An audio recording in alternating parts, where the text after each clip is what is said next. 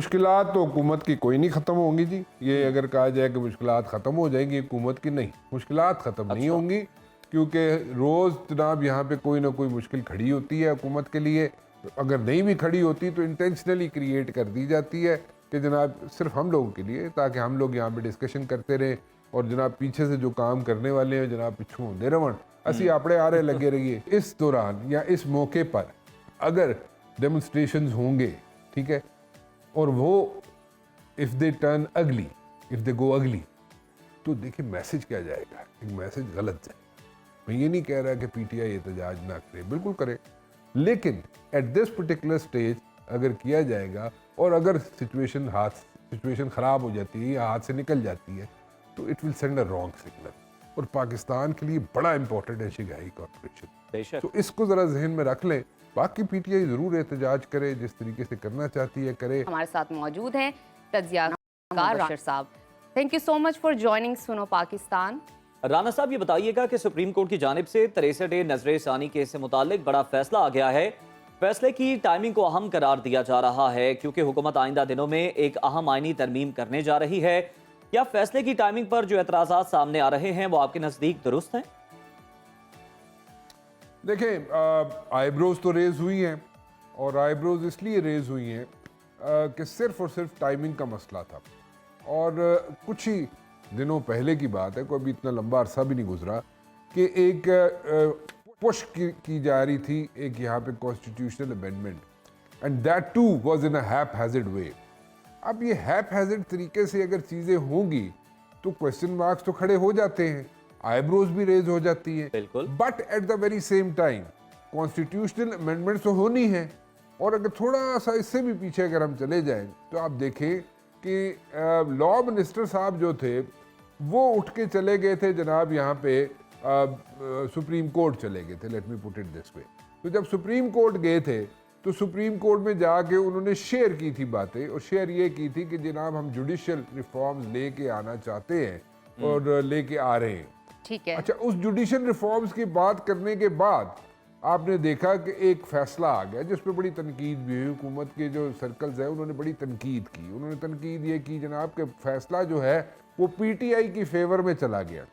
अच्छा, वो पीटीआई की फेवर में इसलिए चला गया जनाब, उन कह रहे थे कि जनाब इसलिए फेवर में चला गया है कि प्रोबेबली जुडिशियल रिफॉर्म्स आ रही हैं, और जना के हमने शेयर कर ली थी, यानी कि लॉ मिनिस्टर साहब ने शेयर कर ली थी जाके जजेस से, तो इसलिए जनाब वो उन्होंने नहीं चाहते थे जजेस कि उनकी जो यहाँ पे हेजमनी है, let me put it this में, या उनके इख्तियारात जो हैं उसमें कमी आ जाए। तो उनके इख्तियारात को वो नहीं चाहते थे कि फॉरगो करें अपने इख्तियारात, तो इसलिए उन्होंने एक फैसला दे दिया पीटीआई की फेवर में। ये एक यहाँ पे एक तासुर दिया गया। Now this is also a drawing room talk also. लेकिन अगर देखा जाए तो इस वक्त भी जुडिशल रिफॉर्म्स तो आनी चाहिए, जुडिशल रिफॉर्म्स होनी चाहिए, और उसमें कोई दो राय नहीं है। लेकिन टाइमिंग्स, यस, टाइमिंग का एक मसला बन जाता है, और टाइमिंग का मसला है। और अभी देखिए आप मंडे को, प्रोबेबली मंडे को सेशन भी बुला लिया गया है जनाब असेंबली का, और वहाँ पे सारे एमएनएस इकट्ठे हो जाएंगे, और दोबारा जनाब एक यहाँ पे हसल बसल शुरू हो जाएगी इस्लामाबाद के अंदर। और जितने जनाब यहाँ पे जो भी यहाँ से डिसीजन आए हैं सुप्रीम कोर्ट पे, यानी कि कल का जो डिसीजन आया है उस पे जनाब यहाँ पे असेंबली के थ्रू भी यहाँ पे उसको एक स्टैंप लग जाएगी। सो यस, प्रॉब्लम्स हैं, टाइमिंग्स के प्रॉब्लम्स हैं, बिल्कुल इशूज हैं।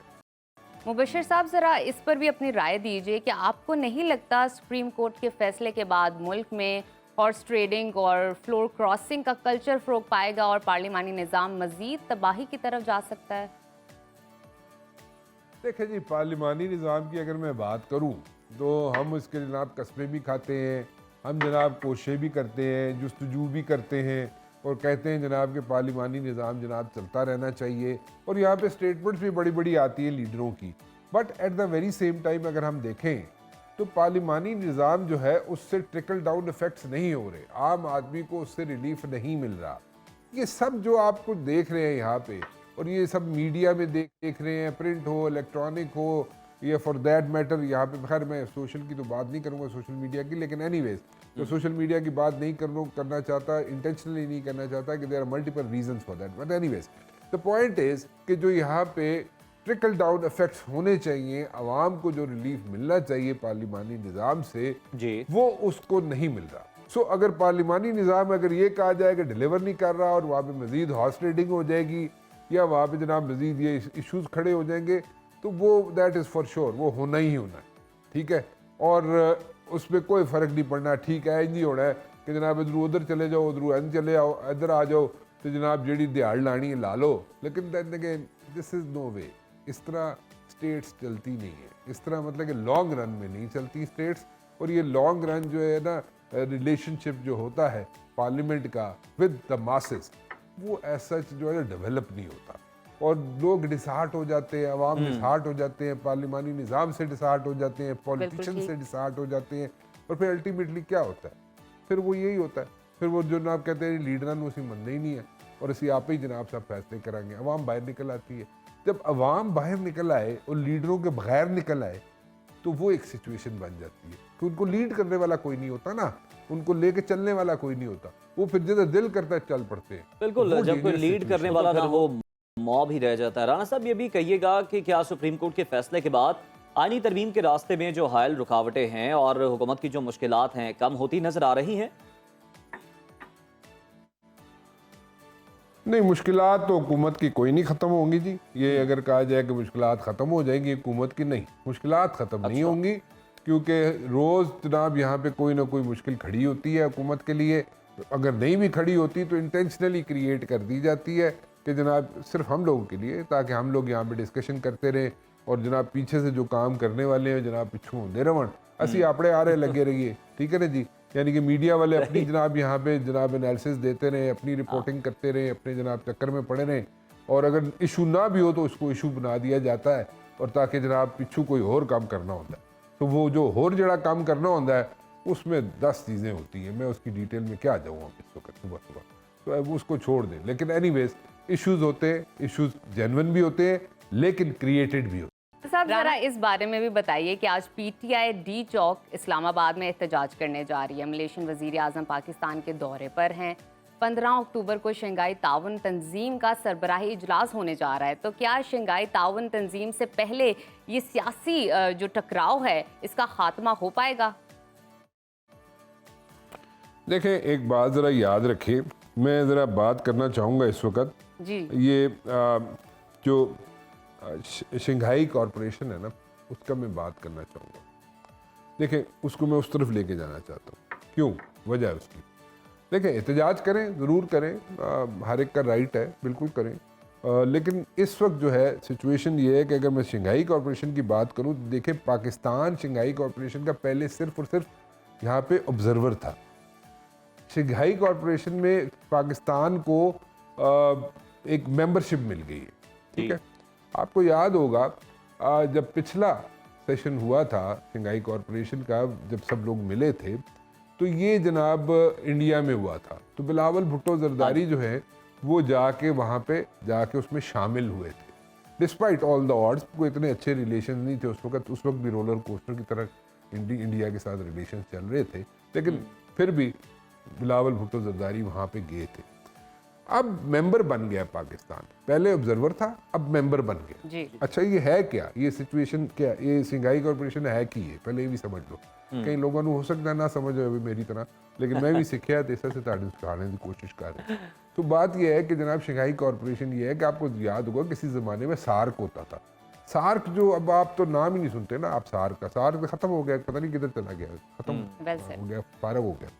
अब उसके बाद ये शंघाई कॉरपोरेशन आए रीजन में, इस रीजन में, यानी कि रशिया भी है, चाइना भी है, ये सारा रीजन जो है, इस रीजन में इकोनॉमिकली असर्ट करने के लिए या एक दूसरे के साथ कॉपरेशन करने के लिए सारे मुल्कों ने ये एक जनाब एक प्लेटफॉर्म बनाया है। अब इस प्लेटफॉर्म में पाकिस्तान एक बड़ी अहमियत रखता है, पाकिस्तान का एक बहुत बड़ा इम्पोर्टेंट रोल है, और पाकिस्तान के अंदर देखेंगे सब लोग इकट्ठे हो रहे हैं, और इंडिया कोशिश करेगा, पूरी कोशिश करेगा इंडिया कि इसको किसी न किसी तरीके से सैबोटाज किया जाए, ठीक है। इस सारे एक्सरसाइज को जो 15 तारीख को होनी है पाकिस्तान के अंदर, ये शंघाई कॉरपोरेशन वाली, इसको सैबोटाज किया है।